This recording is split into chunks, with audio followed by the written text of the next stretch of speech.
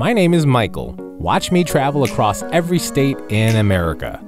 I'll visit some famous places, I'll visit some weird places, but more importantly, I'll try to interview the most inspiring and unique creatives I can find. So watch 4 seconds of me in front of walls and enjoy the rest of this vlog. We are on the way to Boston. So the room is nothing special, but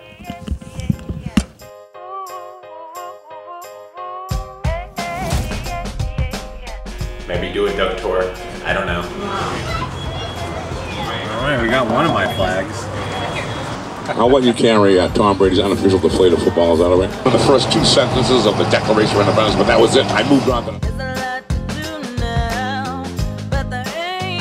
say hello. Say hello. Say hello. Hello. Ask me, I'm a video guy.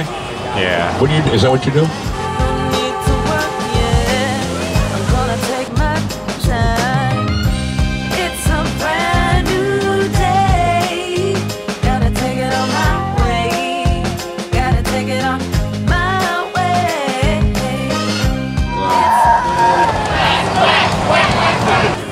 Thank you very much. Good luck. So I'm here to meet Kevin, who is a well-known ventriloquist. First time interviewing a ventriloquist. I wonder if I interview him, or I guess we'll find out. I'm just a hick from the sticks. You know, I'm really, I came from a very, very small town in Nebraska. Tiny town. Yeah, it was a very tiny town. But we even had a zoo. Had? Yeah, we had to close the zoo. You had to close the zoo? Why? The chicken died? This is Doug the talking dog. You got fired for feeding the children crackers. That doesn't seem so bad. Why would they fire you for that? What kind of crackers were they? Firecrackers. I did not see that come in. I'll count to 3 and you do your impersonation of Elvis Presley. The singer has been dead for a very long time. Okay, you ready? Okay. 1, 2, 3. I always loved ventriloquism. I had a puppet like Jerry when I was about 5 years old. I asked Santa Claus for a puppet. In the 50s, there was this thing called the Ed Sullivan Show. They were just these amazing ventriloquists. When I got my puppet, I pulled the string and it spoke. Looks like you lost one of your shoes. No, I found one. I don't know, I just loved it. It was awesome, you know. There's very few things in life you can control, you know. You can't control me. Will you be good? Georgia,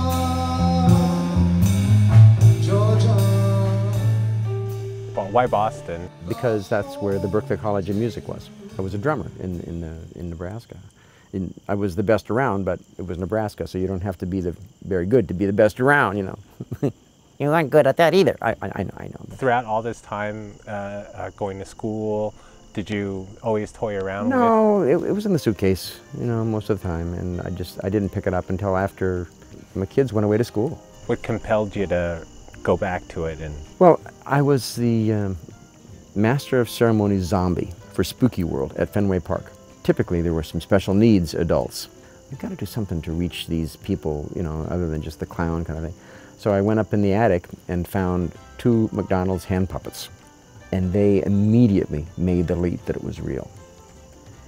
And they asked, can I pet the dinosaur? You know, and so they immediately made that leap.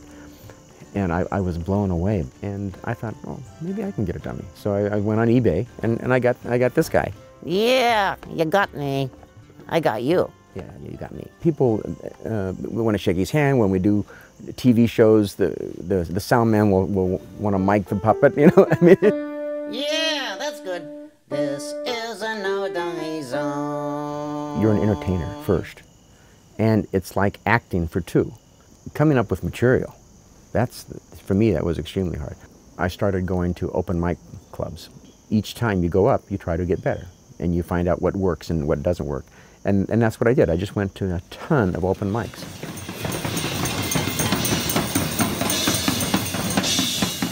I've had the opportunity to combine ventriloquism, music, and education. I mean, in theory, that's why I got my master's, to be able to teach. Kids learn better when they laugh. So now I bring that background of education into the act. Social emotional learning, no bully zone, that kind of thing. Because you don't want to be a bully like Jerry. Yeah, not like me. I don't know how to tell you this, but I couldn't afford to bring the drums on the plane. You could have sure funnier.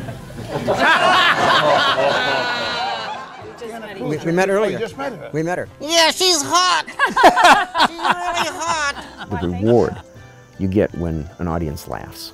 I mean, it's magic, you know. If you can get an audience to laugh, I mean, that's amazing, you know. And there's so much going on in the world where, you know, things are not always great. You can take a break, just sit back and just enjoy, you know, just enjoy pure entertainment. And what was the other thing, Jerry? Yeah, you know, the other thing, well, you know that one. Oh yeah, always follow your dream. Unless you suck.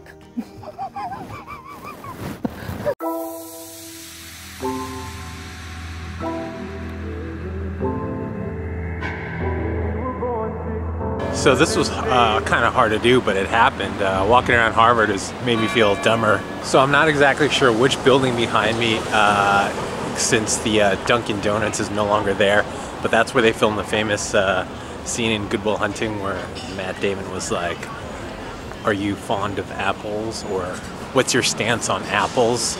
You know what, I remember, it was "What's your position on apples?" I got some tips from the nice lady at the front desk on how to speak Bostonian. Worcester is Worcester, and Harvard is Harvard. There's like 3 H's. Guess where we're going, guys? We are going to New Hampshire, and I have nothing, absolutely nothing that I know about this state. I found Jason from the band Write Your Story intriguing and talented, so I set off to hear his story. I was never really taught to believe in myself. I would be playing ukulele and learning stuff, and my mom would be yelling from downstairs, "What's that awful noise?" It's been hard. Like, my dad asked me at one point if I was tone deaf. He's like, "Maybe you're tone deaf and that's why you can't sing." My dad would take me to shows all the time. It was pretty great. That was actually one thing that was awesome. When I was 3 years old, I remember being at Soulfest, seeing one of my favorite bands at the time, 4, maybe 5 years old, sitting on the speakers with headphones on, Newsboys. Blink-182 is like one of my biggest inspirations, but also I take influence from all sorts of different music, like modern pop punk, like The Story So Far. Did you take ukulele lessons? No, I taught myself. I went online, found chords, and taught myself. But at first I was more into like hardcore and screaming. It was my way to be on stage and do it without like people telling me that I can't, because you can just yell, and it's how I learned. And in turn, it's built endurance and stuff like that. And I started realizing that, hey, like I can sing. I don't want to get up. I just wanna lie right here forever, 'cause it's cold, it chills me to the bone. The thought of you makes me sick.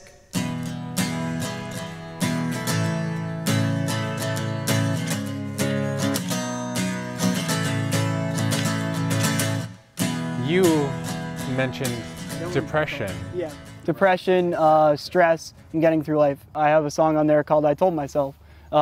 I told myself that I would find what I'm looking for somewhere along this path into the unknown.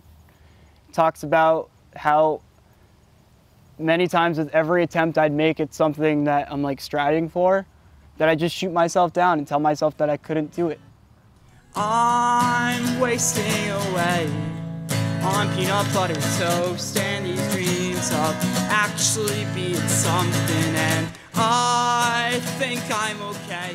Music is important to me because it's my means of expressing my thoughts and ideas in ways that I can't put in to like talking to you in like a paragraph format. Sometimes you can't really put into words how to talk to someone, so you just write a song that's kind of talking about that and you start feeling it, kind of thing. From the very roots of society, music has been a thing where people connect with one another. Sometimes people come from really negative backgrounds and really rough childhoods, dysfunctional families, and the alternative music scene is a good place where people connect in those ways and connect in those forms. So does music give you peace? Music does give me peace, and in turn, I would try to listen to stuff with positivity and a good mindset. I have this, it says, be yourself. I also have another below my neck, it says, I am a living story, I will not give up. I'm done, I'm done, I'm done. I've done a lot of research for where I want to visit here in New Hampshire, and I present to you folks Cat Alley. This is the pizza cat. You can see him tossing pizzas.